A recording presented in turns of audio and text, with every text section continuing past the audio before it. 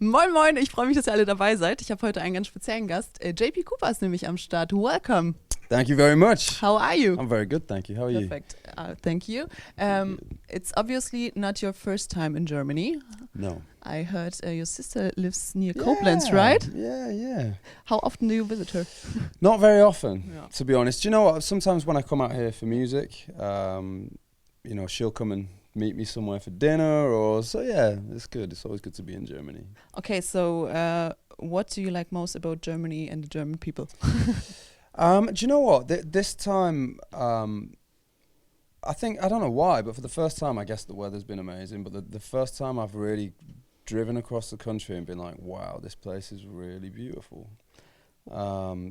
Everything's just looked so green. And I know England's green, but like here is so green. I don't know if it's the blue sky that just made it even greener. Yeah, it is. But no, but I love it here. Like every time we do a show in a city, it's always a good time. It's always a good time afterwards. Like, people here like to have a drink, like to have a party. Like we love coming here. We love touring here.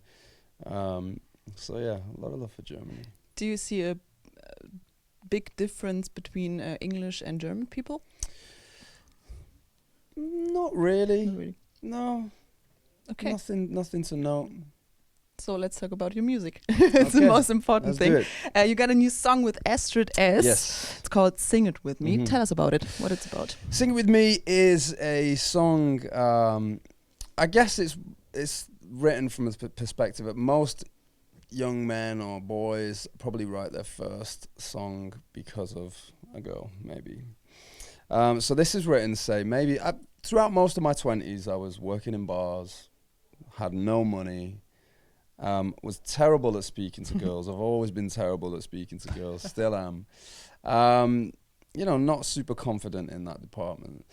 So the song was written from a place where I guess the idea is that there's this woman that I've seen and I have no idea how I would ever get her to notice me. I can't afford to take her out for a drink. I can't do any of that. She's above me. So the idea is that, well, what if I was to write a song, send it to her, and maybe she might notice me? And because I write the song and I get to decide how it ends, it works. So, it's real simple. It's really, really simple. It's got a baby shark kind of chorus. And I just wanted to have a bit of fun with this one. Yeah. Did you write a song for your girlfriend already? Yeah, I've written many over the years. Yeah. I've written one recently. I'm getting married this summer, and I used the song to propose. That's very romantic. Yeah, that's the thing a woman wants to. It's the only thing I really know how to do. So I thought it's a good way. It's an easy way to say what I want to say without tripping up over my words. So. And luckily she said yes. Yeah, so obviously. Happy ending. Great. You already worked with other great artists like Jonas Blue. Can you tell us how does it work? Do you call someone like Astrid S and say, hey, Astrid, I like your music. Let's do something together? So the Astrid situation was a little bit different. Mm-hmm. So I'd written the song, it was finished, oh. Including the female part. So I was looking for a particular voice. I wanted something super sweet, super feminine, and that had a bit of a girl next door kind of feel to it. Nothing too crazy, flashy, but just beautiful. Mm. And I was searching for this voice and, trying to ask people, asking my label, asking my friends, asking other musicians. And finally the publisher said to me, what about Astrid S? And I'd heard the name, but I hadn't heard the voice. Mm-hmm. So I said, I'll pull something up on YouTube. So we pulled up, and within 3 seconds, I was like, send the record to her, like, let's get this girl on. And luckily, she obliged. And, it turned out amazing. I love the sound of her voice. I love the way our two voices work together. And on top of that, throughout the process of making the record and doing the videos and stuff, she's such a good girl. She's always smiling, doesn't take herself too seriously, hardworking. It's been a really good ride, really good. And the song is very good, so obviously you're working great together. Yeah. Would you rather call yourself a singer or a songwriter? Because you write a lot of songs, but obviously you sing them too. what do you like more, if you can say?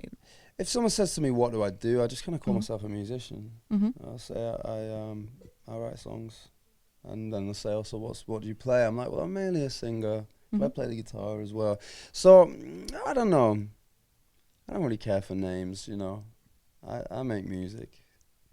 That's a good thing. Where do you get your inspiration from? Anywhere and everywhere, really. I think, you know, now that it's my job, you know, it's kind of, I have to constantly be delivering Mm.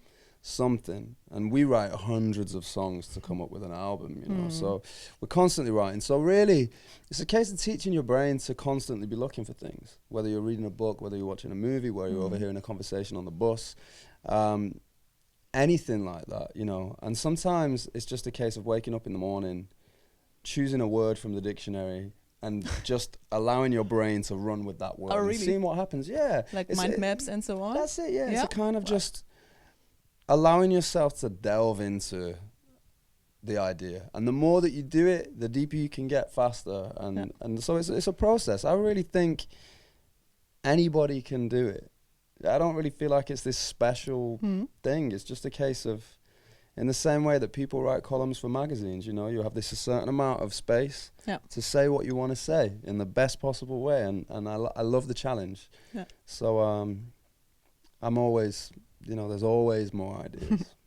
And which people inspire you most? Is it your family or other musicians? I think my family, people around me, you know, just everyday people. You know, I'm very happy to feel, I feel like an everyday person. I drink in my local pub. I ride the underground. Like, I like to see myself as an everyday person, and I find everyday people very interesting. So there's enough inspiration just there. They got the best stories. 100%. Okay, so right now you're on a promo tour. Yes. And how often do you get to see your son in such times? This year's been amazing. I've been at home so much. I've been working on writing and things like that. So I've had a great time. You know, I've been able to get my weekly shopping. Yeah. I've been able to drink in my local pub, get coffee from my local coffee shop. Like, I've been loving it.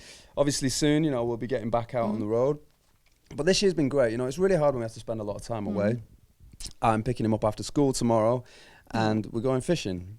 You know, so cool. It's so nice. You know, I look forward to it. He brings out the child in me. How old is he? He's 7 now. Oh, that's great. Yeah. So yeah, it's hard, but the good now he understands. You know, I'm away for work, and he knows when I'm coming back. When he was much younger, it was hard because he just doesn't know. It's like, well, Daddy's not here. So that was hard for me, and I don't think he really minded. You know, it's like whatever. Kids are so, they just get on with their life. But yeah, it's a beautiful thing when I can be with him a lot.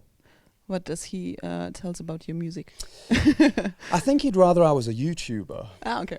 You know, like he knows I make music, but I don't think it's anything special. You know, like you know, when I was a kid, like musicians were like, oh my god, like and now his idols are like kids playing video games on YouTube. So the social media. That's the way it goes.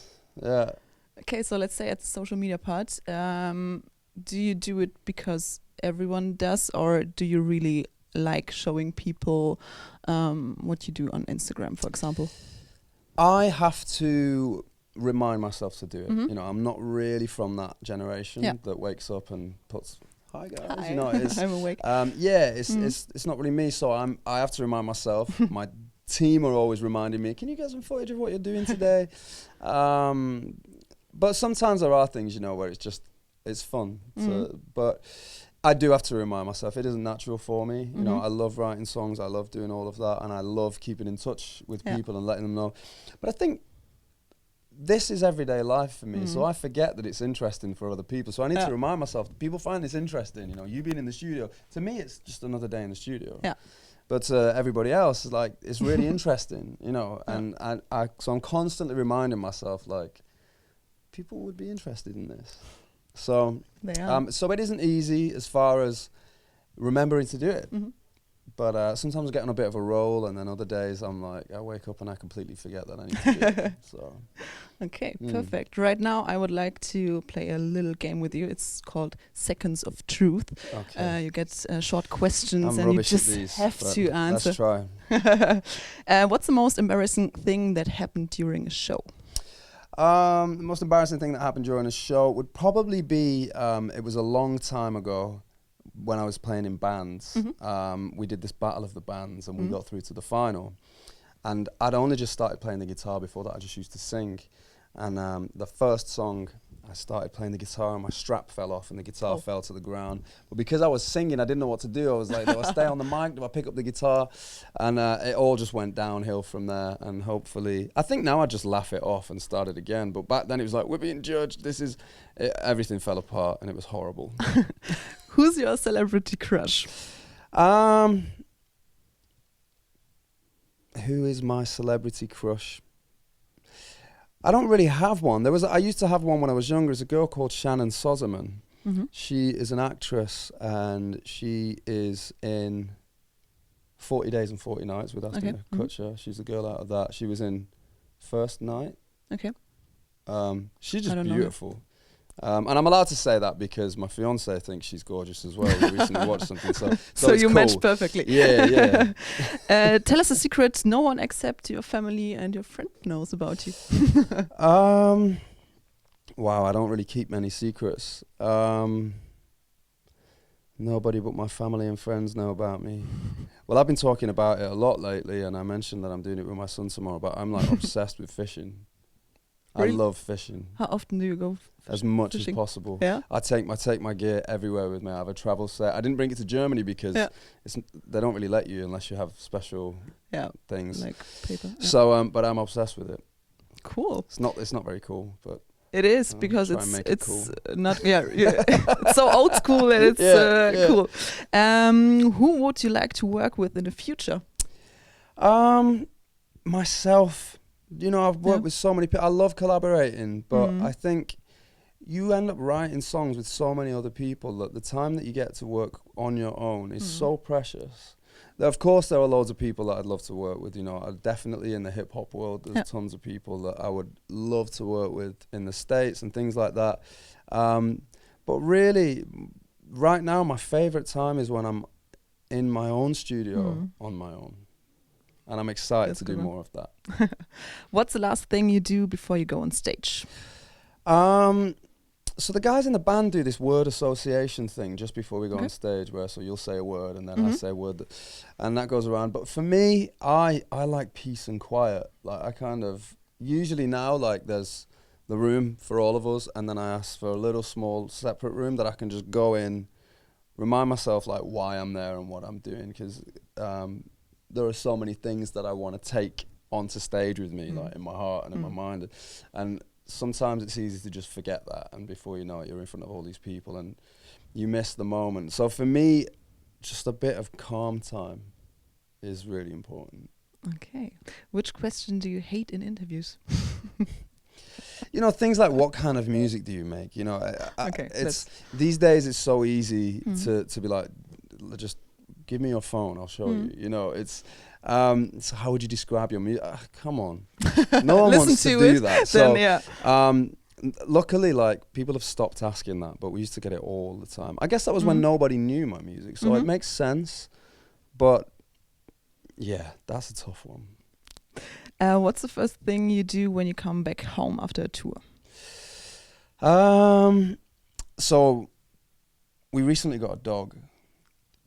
A puppy. I'm not really that excited by dogs. I like other people's dogs. I was never, my girlfriend just went on and on at me for years about getting a dog, and I finally caved in. And it's this little fluff ball thing.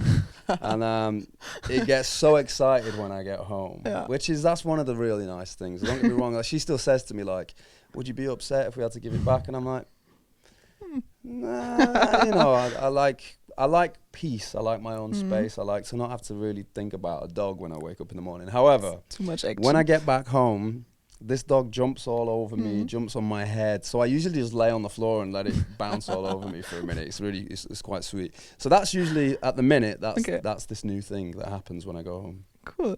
Do you ever thought of cutting your hair? All the time. Yeah? All the Are you time. annoyed? Maybe after this next album, who knows? You know, a little change. Third album, change. I'm gonna make some like prog rock album and cut off my hair and Like start really wearing short, suits. or what are your plans? I don't know. I'd probably cut it and then I'd grow it out. And you know, I always had longish hair when I was younger. So one day it'll happen.